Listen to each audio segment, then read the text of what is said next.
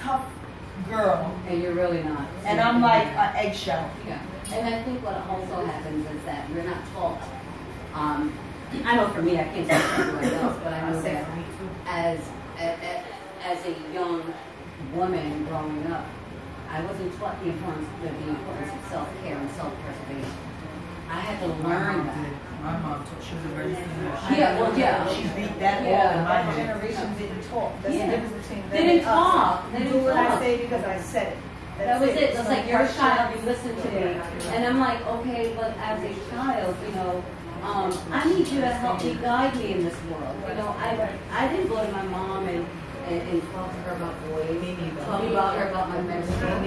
I didn't have that opportunity. I was a child. You know what I mean? Yeah. I was in the when you start talking about running in the streets, like that was my life. That was my life. Like I didn't want to. You need me to go beat her ass? I'm going to do it. I was fighting. I'm doing it. Like, what? She messed with you? I'm going. Show me in the direction.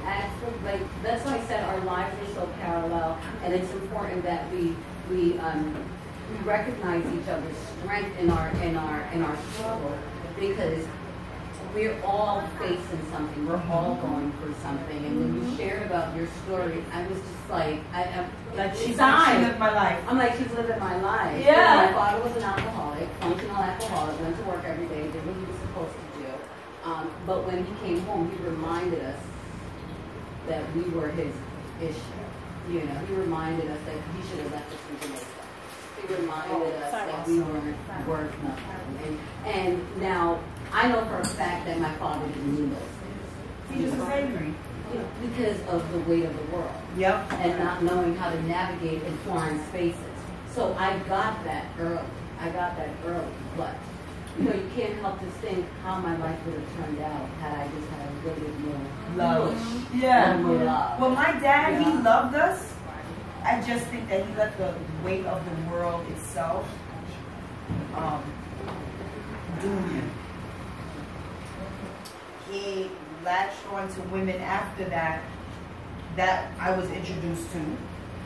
One of them killed herself. It was not explained to me why. Like, I really got attached to her. And I was just like, you know, he would take me to her house and leave me there.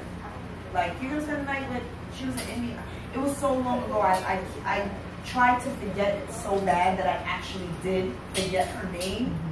But I know she lived over there on Stratford Road, towards Clayton, in a beautiful apartment.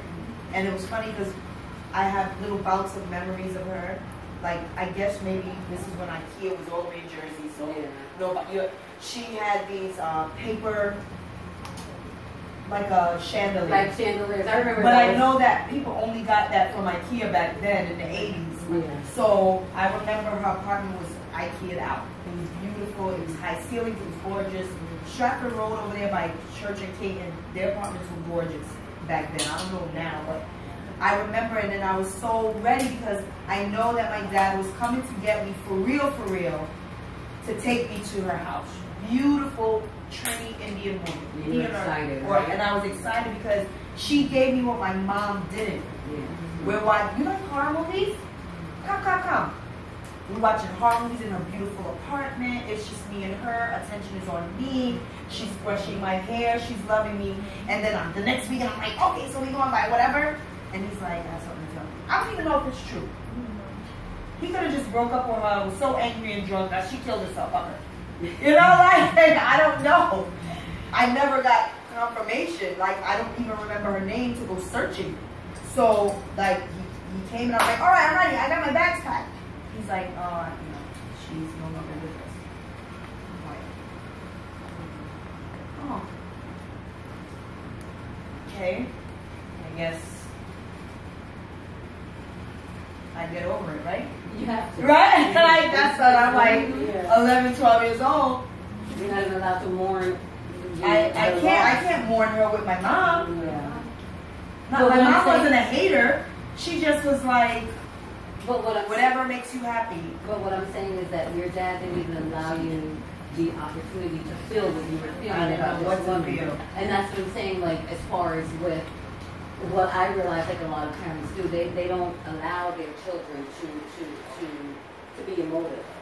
to really just. My mom was like that. My dad. I remember very distinctly Mama, she's very tough. Yeah, West Indian tough. And I remember, I remember when I found out I was cheating, and I put him out, and I called my mother emotional, and she was like, "Stop all that bawling in my ears.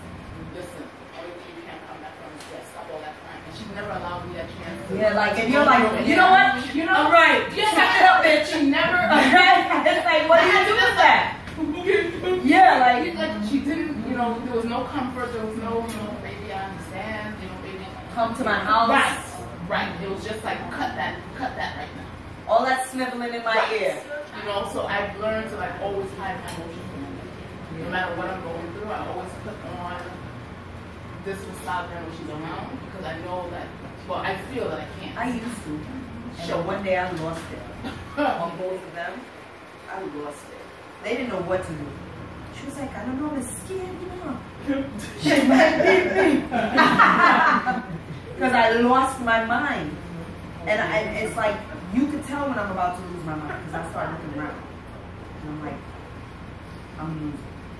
And it just was like, I'm 30 something years old. I'm 34. I've been doing this by myself for so long. Fuck it. And I lost my mind on my dad because at this point, my mom and dad, like, fuck, we fucked up our kids. We're friends now. You know, it's like, we're cool now. Like, you know what I'm saying? So it's like they're speaking and they're calling and she's now convincing me why I should talk to him.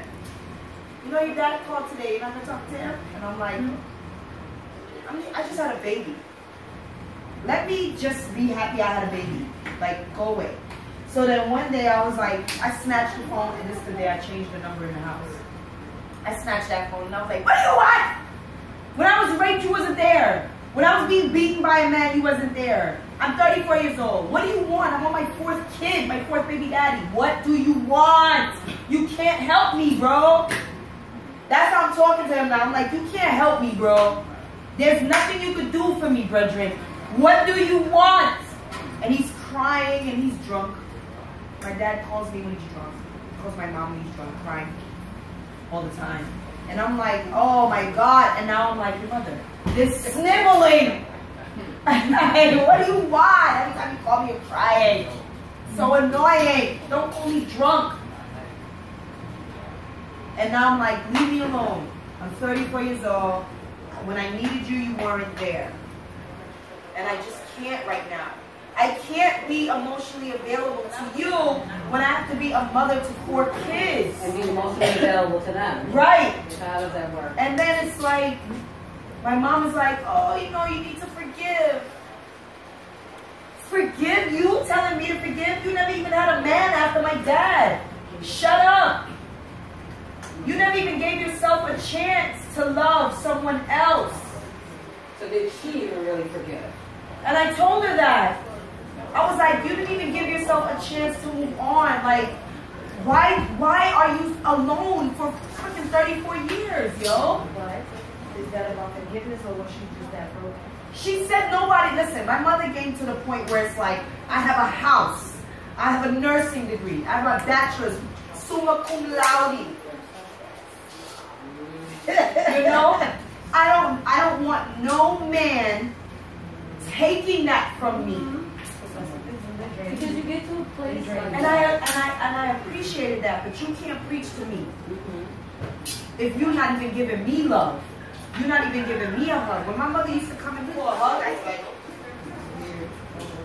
it's weird because you know what happens is we become broken and then it's oh, like, and I'm damaged. damn it. We all are. Yeah, no, I'm vocal about it, and I'm okay with being vocal about it because people need to know that. This is why I am the way I am. It is not you. I just don't think that I should date men now at this moment. I don't think that I should hurt someone else. Because hurt people. So now I might be looking at you like you're just like everybody else. So I'm really not going to respect you. I'm really not going to hear what you're telling me. I'm not going to be receptive to whatever love. I got to work. I'm going to school. I got my own businesses. I don't need this shit, bro. But you know, part of self-preservation is taking care of yourself too. So in order for you to not have that perception, you know, the healing has to take place. Right. So how do we get to a place of healing now? Because see, what happens now is that people in general, we love to stay in the problem because it's comfortable. It's comfortable. Everybody loves a good problem, but not everybody loves a good problem solver. Everybody loves a good problem because they can identify with it. They want to stay in that because misery loves comfort. So now, like, how do you move forward to heal? A part of that is self-care, self-preservation, getting the help that you need, you know, getting a therapist, talking through it, getting to the exact nature of what it is that has afforded you to either become damaged or bitter at almost 40. Almost. Or 41. You look great. But what I'm saying is that, and you know, when I'm speaking, I'm not speaking to just Yeah, it's everybody. I'm just speaking in There's general. damaged teenagers. Yes, I'm just speaking in general that everybody is walking around in a struggle of some sort. But, you know, within the African American community, it's this taboo that, you know, we don't need to get help from a therapist. You know, let's just pray about it. Let's just, you know, God will save you. You understand? Pray about it. And I don't quite believe that. I don't believe that. I say that all the time. I don't quite believe that God will save you. I Without, believe, you have to work. well, faith without works is dead. Exactly. So that's first and foremost. But now what I'm saying is that I am a proponent of getting the help that you need, seeing a therapist, getting to the exact nature of what your issue is. You know, especially if you're raising children. Especially if you're raising children. I had to do that for myself because I wanted to be a better person. I didn't want to continue to be the, you know, the person that pointed the blame at everybody else. I didn't want to be that person. I wanted to be a better person. So I needed to do the help in order to get to that space. Because I already had seen a woman that I wanted to become, even during my addiction. I was addicted to cocaine, crack cocaine. So that's what I was addicted to for a very long time. I've been clean now 9 years. Oh yes, I've been clean for 9 years, and in those 9 years, I've experienced. Okay. No, because I love talking to my audience because they know my story, and I take them on the journey with me. Because I need them to understand why I am the way I am today, why I'm so humble. Mind you, she has a boutique. Oh yeah, and I have a couple of books and everything. But I just didn't know if I missed it when I was getting the macaroni. Did you introduce like something? Oh, I didn't. we did. We just jumped into the conversation. They were just, yeah, we just jumped in. Yeah, It was just like we're sitting This next is to Princess Turmoil. She's a poet. This is Melissa Melbourne. She's actually an author Yeah. of a biography. Yeah. And introduce herself. I call you Mocha. I did. This is Mocha. Like I am Dion. I am the owner of Live Love, Live Therapy, and Live Fashion. Yes. So yeah, so we're, you know, and the beauty of it all is that we're all up here in all of our struggles trying to help others, inspire others, motivate others, and you know, at times it's like, well, what about us? You know, what about us? You know, we pour so much into others, and there's nothing left to pour into us. You know, so I'm learning that now. well, but you know what it is? What happens is, as you mature, you look at things different. You have a different set of eyes. Having a You're like- selfish face. Yeah, you have this selfish phase because you're now working for your self-esteem. You're working through because you're wanting to get it. You want to get to the self-actualized person that you know you can become. You know, so for me, I mean, that's an awesome way to put it. I just think that well, it's like Maslow's hierarchy of things. I mean, I'm just trying to live.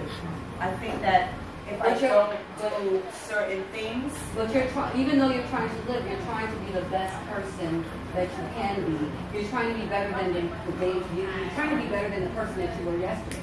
So that's a self-actualized way of thinking. So you are trying to get to that hierarchy where you are, fully content with yourself. Right. But what happens is the most self-actualized persons are usually the most depressed. Yes. And that is the realest shit I ever heard in my life. It's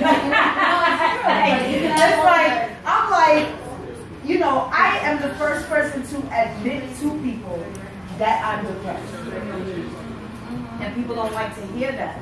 They don't want to hear I'm depressed. Especially our community, they don't want to hear that. So I'm learning to vocalize how I feel. I'm learning to say I'm depressed. I'm not sad. Don't tell me I'm sad today. I'm depressed. And all of the things that are so positive happening in my life. You running a shop? Girl, you got this. You finishing school? You that bitch. You doing this, you doing that, you riding a Benz, and I'm sitting here and I'm like, I'm still depressed. I don't feel like I'm accomplishing anything. I don't feel like I did anything. I don't feel like I should celebrate shit because so much stuff that I celebrated has been snatched from me. I don't feel like it. When is the bottom going to drop out? But are you anticipating the bottom to drop out? No. Okay. I'm just like... So you're pretty much in a space where you're like pretty numb, but you're pretty much in a space where you are... If the bottom were to drop out, let me make sure I got my shit in order. Yeah, like I'm gonna have my T's crossed and my I's. I'm so survival kit. It's like I have my survival kit. So in essence, how do I celebrate a 21-year-old dream? And I'm getting, you better celebrate. You better celebrate it. And I'm like, I should. I don't know how. It also goes back to our upbringing because in our culture we weren't taught to celebrate.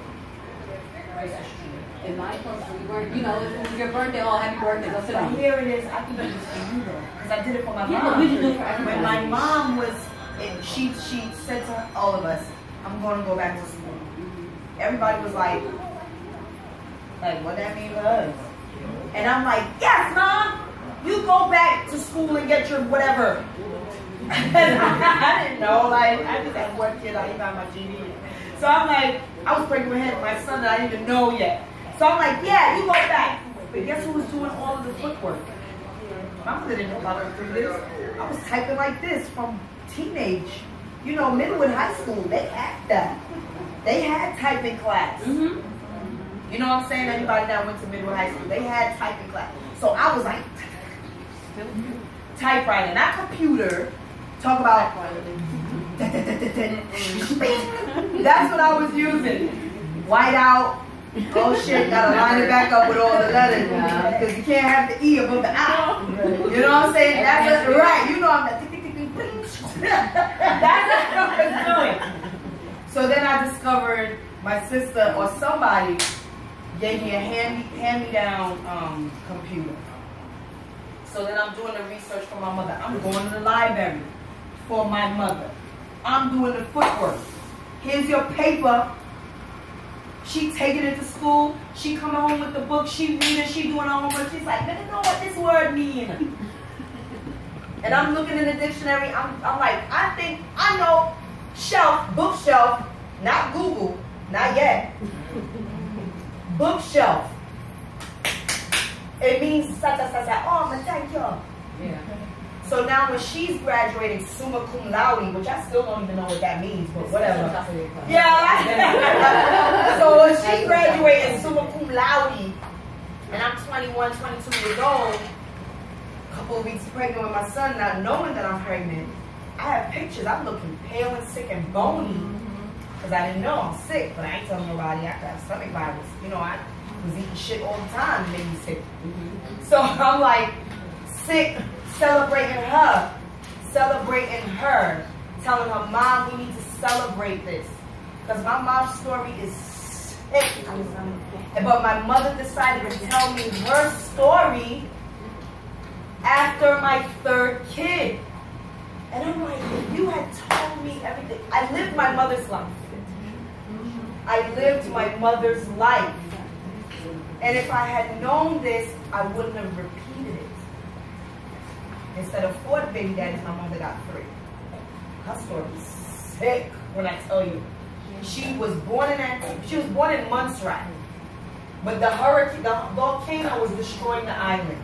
They had to go to Antigua, where all my aunts and uncles were born and raised. Well, my mom is from Antigua, my father's from Barbados. I went to all the countries as a child. My mother made sure I knew my culture. But the point is, she was taking care of her older brother. Back then it wasn't knives and fist fights, it was rocks. You fucking with my brother? I'm throwing rocks at your ass. Flintstone. Stone. So my mother's telling me how she took care of her older brother, who is a year older than her. She learned to cook, she learned to wash clothes. Bleach? What's bleach? It's rocks and sun. Yeah. It's big pots with rocks and fire. She's teaching us. Browning sauce, what is that? It's browning the sugar with oil, you're burning it. Yeah. So this is what my mother taught me. You know what I'm saying? This is what I was taught. So what I'm saying is I lived my mother's whole life. And had she had explained this to me from a young age, instead of telling me, don't let boys put finger in your punani because you're going to get disease. And they're going to talk bad about you. And instead of telling me that, she should have said, Babs, let me put you on to what happened. But see, it goes back to the lack of communication. My mother was beaten by her husband. And my mother's stepfather was beating her mother. She had 6 kids, my grandmother, that I don't know. What happened was, she beat the shit out of my stepfather.